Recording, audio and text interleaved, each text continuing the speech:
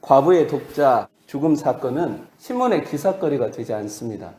주류 사회의 하부 구조를 지탱하는 루저들, 실패한 사람들, 그 약자들의 이야기는 간혹 드라마 소재는 될 수가 있어도 방송 언론이나 주요 신문들이 다루지 않아요. 우리 세대에서 아버지의 사랑이 없는 세상이 인간의 하등 욕망과 원초적인 오감을 극대화시켜 만족시켜 줄 때에 인간 존엄과 고결에 대한 끊임없는 경시가 교회와 세상에서 흘러가는 거예요. 지금은 음녀의 활동과 역사에 속수무책으로 무너지는 시대입니다. 이 시대는 자신이 보고 싶은 것만 봅니다. 진리나 사실을 취사선택해서 자신이 원하는 목소리에다가 근거로 삼아서 힘을 실어주는 세대예요. 그러니까 뭐가 판칩니까? 거짓과 부정이 판을 치는 거예요. 부서지고 흔들리는 땅이 진동하고 하늘도 진동하는 세상에서 중상층으로 살아가겠다. 여기에 마음과 발걸음을 주지 말고 여러분의 삶의 수레의 방향이 예수 그리스도가 걸어가시는 방향으로 따라 나가기를 진심으로 기원합니다. 예수님의 눈에 포착이 돼야 돼요. 내 아들이, 내 손자가, 내 남편이 예수님의 눈에 포착되고 예수님의 마음에 감흥을 일으키고 예수님의 발걸음이 그 인생 수레에 그 삶의 현장에 머물 수밖에 없을 때에 구원사건이 일어납니다. 자, 현실적으로 과부의 아들 장례식에는 가지 않아요. 사람들이 거의 없어요. 사람들은 이기적이고 똑똑하게 굴지 바보같이 살아가지 않아요. 그리스도인들이 얼마나 똑똑합니까? 과부의 독자 아들이라고 본문에서 소개했으니까 함께할 가족들도 별로 없어요. 그래서 장례식을 3일간 못 치러요. 이런 분들은 그냥 하루 이렇게 있다가 그냥 바로 나와야 돼요. 돈이 너무나도 많이 들으니까. 이 과부가 부자라는 사실도 없습니다. 이웃이기 때문에 장례식에 갈 수는 있어요. 그러나 조문 행렬에 따라 나서지는 않아요. 그냥 무시할 수 있는 작은 일이에요. 그리고 바쁜 나의 스케줄에 끼어들 수 없는 작은 일이에요. 근데 나인성 사람들에게 이 과부의 이야기가 이 과부의 죽은 아들의 시신에 관한 사소한 일이 아니라는 거예요. 무슨 말이에요? 이 아들이 죽은 것은 자기들의 아들이 죽은 거예요. 이 과부와 이 죽은 아들이 나인성이라는 마을 공동체에서는 너무나 소중한 사람이고 너무나 아름다운 사람이고 죽어서는 안 되는 사람이고 젊어서 너무 일찍 죽었기 때문에 가슴이 먹먹하고 이 나인성이 슬픔의 바다에 수장돼 버립니다. 이 아들이 죽은 장례식은 내 사랑하는 가족이 죽은 장례식이나 다름없는 죽은 아들에 관해서 묵상하다가 13절 예수께서 이 과부를 보십니다. 예수님이 과부를 보셨다고 그러니까 이 구절에서 슬픔을 당한 과부를 묵상하다가 나인성이라는 마을 공동체가 정말 아름다운 공동체가 아닐까 생각을 했어요. 과부와 독자 아들마저도 살갑게 따뜻하게 그들이 인간의 존엄을 느끼고 사회적 존엄으로 대해주는 그런 마을 공동체가 나인성이 아닐까 그렇게 생각을 해봤습니다. 이 두 사람이 나인성에 살면서 나인성이라는 마을 공동체에 어떠한 도덕적 감화력을 끼쳤을까도 한번 생각을 해요. 사람은 그냥 사람을 따라가지 않아요. 12절에 특이함이 나타나죠. 왜 나인성의 수많은 사람이 이 사람들을 따르는가? 이 죽은 아들의 슬픔이 왜 슬플 수밖에 없고 이 슬픔으로 가슴이 먹먹할 수밖에 없는가를 알려주는 단서가 12절에 그 성에 많은 사람들이 그와 함께 나온다라는 이 표현이에요. 죽지 말아야 할 청년이 죽은 거예요. 너무나도 아름다운 청년이 죽은 거예요. 그래서 그 수많은 사람들이 이 독자 죽은 아들의 관에 시신이 딸려 나가는데 자석처럼 딸려 나가는 거예요. 나인성이라는 이 살갑고 정겨운 마을 공동체가 슬픔의 바다에 수장돼 버린 거예요. 13절 예수님은 이 과부를 보십니다. 예수님이 보시고 불쌍히 여기세요. 굉장히 중요해요. 일단 예수님이 권사님을 딱 보려면 예수님이 집사님을 딱 보려면, 예수님이 저 같은 목사를 딱 보려면은 예수님은 그냥 눈길 하나 주는 그런 봄이 아니에요. 사무엘상 2장을 보면 한나의 노래에 예수님은 하나님, 여호와 하나님은 어떤 하나님입니까? 하나님은 지식의 하나님인데 행동을 달아보는 행동. 예수님의 봄은 심사숙고하고 계속 주도면밀한 관찰로 봄이에요. 그 예수님이 보시고 불쌍히 여겼다는 거예요. 굉장히 중요해요. 무슨 말이죠? 이 과부의 슬픔과 상실감에 자신을 묶으셨다. 그게 뭐예요? 보시고 불쌍히 여기시다.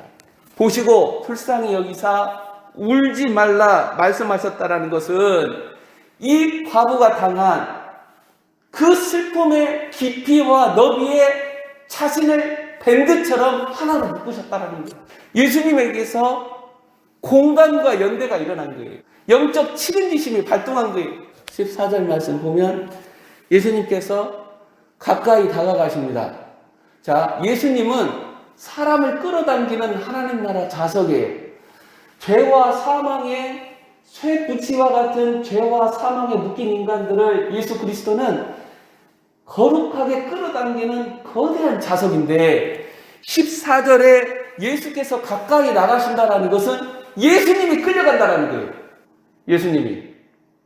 예수님은 모든 사람들에게 하나님의 선하고 도덕적인 의로운 통치를 시위하시면서 그들의 질병을 고치고 귀신을 내어쫓으며 능력 있는 가르침으로 사람을 끌어당기는 자석인데 14절에 보니까 이게 역전현상이 일어나는 거예요.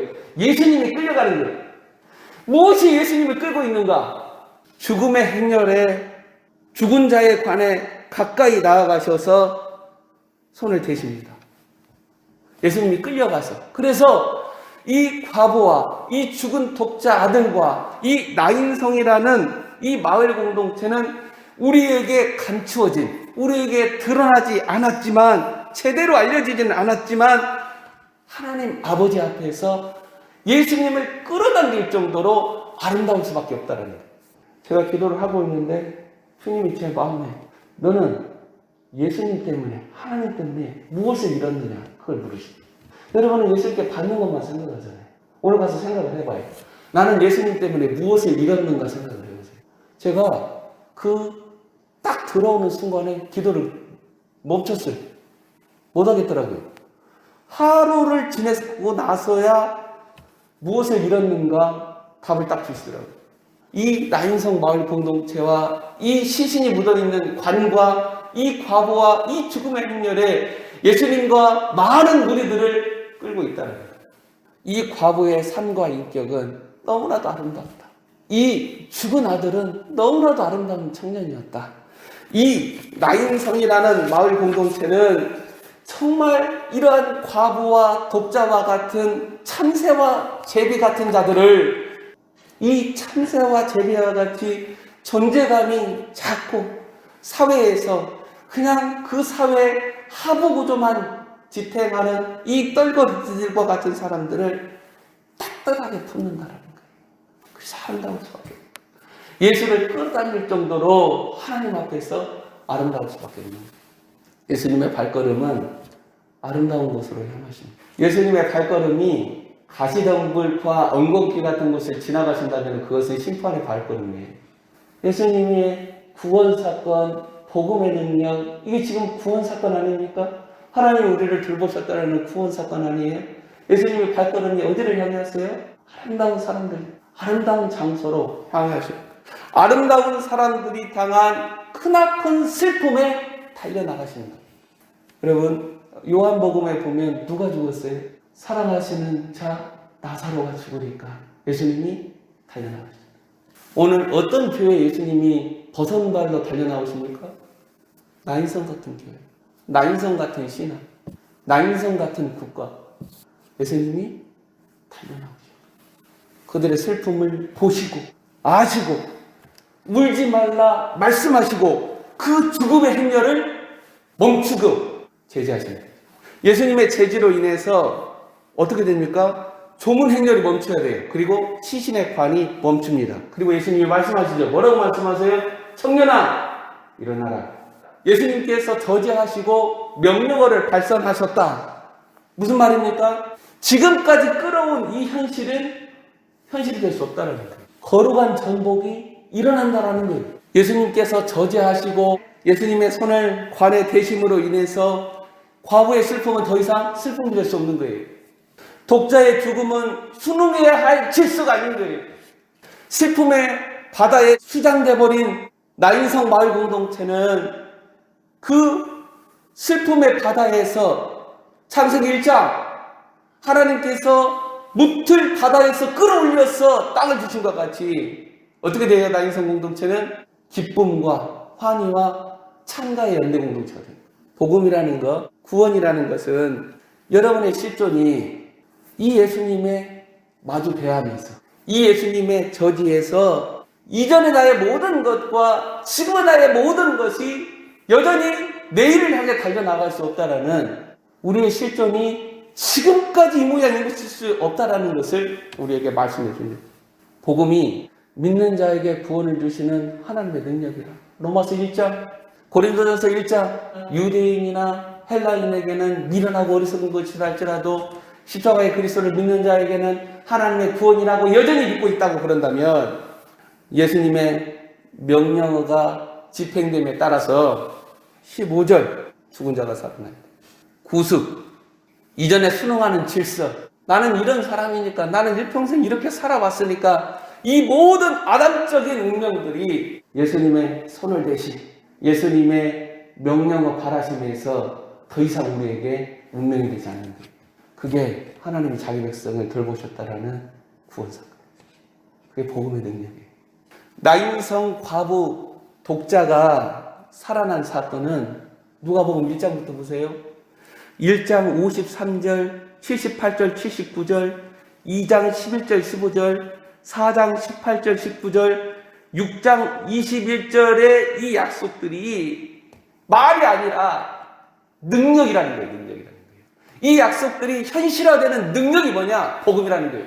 내 실존에서, 내 삶의 현장에서 예수님을 끌어당겨서 예수님이 다가오셔서 저지하시고 명령하심으로 말미암아 이전에 나는 지나갔으니 보라 그리스도 안에 새로운 피조물이라면서 일어나는 게 복음의 능력이라는 거예요. 예수님께서 손을 대셨다. 예수님께서 죽은 나사로가 묻어있는 동굴 앞에서 슬피우시면서 분노하사 나사로야 일어나라는 건 뭐예요? 이 사망의 세력이 이 자아의 구습에 쩌들어진 내 자신의 본 모습이 예수님의 저지와 명령 앞에서 그 삶의 자리를 그 주장하는 그 힘을 내어주는 거예요. 여러분은 지금 예수님이 북으로 가는데 교회는 남으로 가면 어떻게 돼요? 예수님이 동으로 가시는데 교회는 서로 가면 어떻게 돼요? 우리는 그리스도의 십자가의 방향을 따라서 자신의 시선과 발을 바르게 교정해야 돼요. 나인성 이야기는 하나님께서 자기 백성을 돌보셨다라고 증거하고 있죠. 그 16절입니까? 아름다운 나인성이야말로 주님이 돌보시는 교회예요. 이 땅을 황폐화시키고 삼켜가는 죽음의 행렬에서 하나님이 돌보시는 교회가 뭐예요? 아름다운 나인성. 아름다운 양의 국가예요. 아름다운 대우별로 가정. 시신의 관에 담겨있는 죽은 청년의 모습과 같은 자신의 모습을, 자신의 신앙을 내가 현실적으로 신앙적으로 보고 있다고 그런다면 이 현실이 나를 수장시키는 게 아니라 이런 현실에 예수께서는 오셔서 그 현실과 숙명을 거룩하게 전복시키시고 뭐라고 말씀하세요? 청년아 내가 네게 명하노니 일어나라 주체적으로 세우십니다. 정리합니다. 하나님께서 자기 백성을 돌보는 사건이 예수께서 나를 돌보시는 사건이 청년아